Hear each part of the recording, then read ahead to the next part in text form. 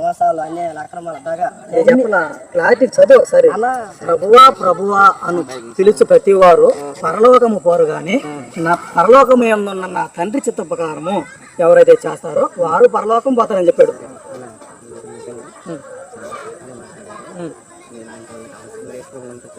నేను అస్సలు బాను నాకేంటంటే దాంట్లో క్లారిటీ లేదు.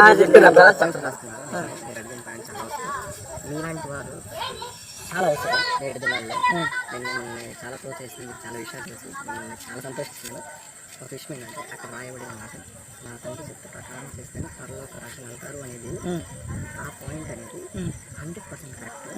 కానీ అది సెకండ్ కేటగిరీలో వస్తుంది. ఎందుకంటే చెప్తాను, కంప్లీట్ చేయండి. ఎందుకంటే ఫస్ట్ కేటగిరీ ఆన్సర్ ఏంటంటే ప్రభుని యేసుక్రీస్తు వారిని హృదయంలో చేర్చుకోవాలి. ఇది ఫస్ట్ కేటగిరీ, ఫస్ట్ పని. అప్పుడు పరలోక రాజ్యం అనేది దేవుడు అనుగ్రహిస్తాడు.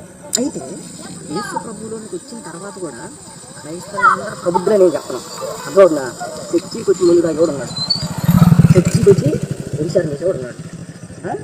అంతెందుకు చర్చికి వచ్చి చాలా దౌర్జన్యాలు చేసి కూడా ఉన్నాడు. అందుకని లోపల చేర్చుకుంటే సరిపోదు, నా తండ్రి అంటే దేవుని వాక్యానుసారంగా కూడా జీవించాలి. ఈ రెండు ఒకటి అంగీకరించాలి, రెండు వాక్యానుసారంగా తండ్రి ప్రకారం చేయాలి. ఈ రెండింటి ప్రకారం చేస్తేనే ఆయన తండ్రి ప్రకారం చేద్దామా? ఇదిగో ఆయన తండ్రి ప్రకారం చేద్దాం, ఇంకా కంప్లీట్ అవ్వాలి. సో కాబట్టి ఇప్పుడు నేను దగ్గరికి వచ్చి మీరు తండ్రి చెప్పిన ప్రకారం వీళ్ళు మొదటిగా తర్వాత మీ జీవితాన్ని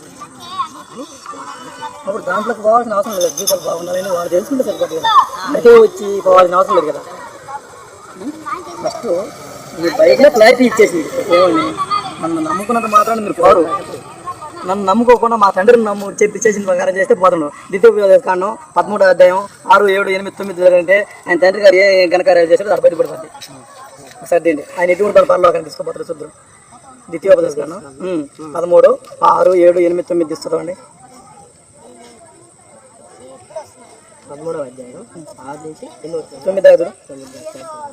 నీ తల్లి కుమారుడే గాని, నీ సహోదరుడే గాని, నీ కుమారుడే గాని, నీ కుమార్తె గాని, నీ కవిగిట భార్య గాని, నీ ప్రాణ స్నేహితుడే గాని, భూమి యొక్క ఈ కొన మొదలుకొని ఆ కొన వరకు నీకు సమీపముగా నుండినను నీకు దూరముగా నుండినను తీసుకుంటే ఇబ్బంది లేదు. నీకు సమీపముగా నిండినను నీకు దూరముగా నిండినను నీ చుట్టూ నుండి జన్మల దేవతలను నీవును నీ పితరులను ఎరగని ఇతర దేవతలను పూజించము రమ్మని రహస్యంగా ప్రేరేపించడం వల్ల వారి మాటకు శ్రమ చెంపకూడదు, వారి మాట వినకూడదు, వారిని కటాక్షింపకూడదు, వారి ఎందుకు జాలి పడకూడదు, వారిని మాటు పరచకూడదు, ఆవశ్యంగా వారిని చంపవలను. చంపుటకు నీ జనులందరికీ ముందుగానే నీ చెయ్యి మొదట వారి మీద పడవలను. ఇదేంటంటే ఇప్పుడు ఇదంతా ఏంటంటే ఇస్రాయేల్ ప్రజలు అంటే ఇస్రాయేల్ ప్రజలు అంటే దాదాపు 530 సంవత్సరాలు వాళ్ళు బానిసలు ఉన్నారు. బానిసలు అంటే తెలుసు కదా, బానిస బ్రతుకంటే మనం చేసేవాళ్ళం ఆల్రెడీ వేసింది. ఆ బానిస బ్రతుకు వేరే. ఇప్పుడు మీరు అట్లాగే మనం బానిసలే అనుకుంటే మదర్ తెరీసా రానవసరం. మామూలుగా చెప్పాను, మదర్ తెరీసా గారు వచ్చారా? రోగులను హాస్పిటల్ పోయి కొన్ని చేశారా? ఆమె ఎక్కడ చచ్చిపోయింది? ఆమె కూడా ప్రార్థన చేసుకుంటే ఏదో గుట్లో తావచ్చు కదా. అది బిగ్గెస్ట్ మెయిన్ పెద్ద హాస్పిటల్లో చచ్చిపోయింది. ఆమె ట్రీట్మెంట్ చేయించుకుంటా ఆమె ఊరిని రాలేడా, మత మార్పిడి చేయడానికే వచ్చింది ఇక్కడికి. అందులో నిజం లేనప్పుడు నిజాన్ని బోధించండి. తల్లిదండ్రులను ద్వేషించమని ఎవరైనా చెప్తారా? వాళ్ళ కన్నా తల్లిదండ్రులని చూపిస్తా, మీ బైబిల్లో నేను చూపిస్తే తల్లిదండ్రులను ద్వేషించండి, ద్వేషించుకుంటే నా శిష్యులు కారు మీరని చెప్తే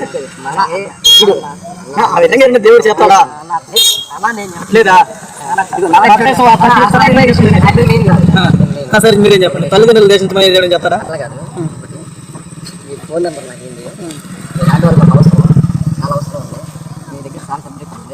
విషయం ఏంటంటే ఈ విధంగా వచ్చి చెప్పే ముందు అసలు బైబిల్ నిజంగా చెప్పండి. అదే చెప్తున్నావు, బైబిల్ ఎక్కడ చెప్తుండ్రు? యేసుక్రీస్తుని నన్ను నమ్ముకుంటే పరలోకానికి పోరని ఆయన చెప్తుండే. ఈ విధంగా కూడి చంపితే పరలోకం వస్తాడని ఏం చెప్తుండే? తల్లిదండ్రులు దేశించమని యేసు ఆ మాట చెప్తున్నారు. మీరు ఎప్పుడైనా దాంట్లో లోకస్వార్థలో ఉంది, మతేసు వార్తలో ఉంది, రెండులో ఉంది.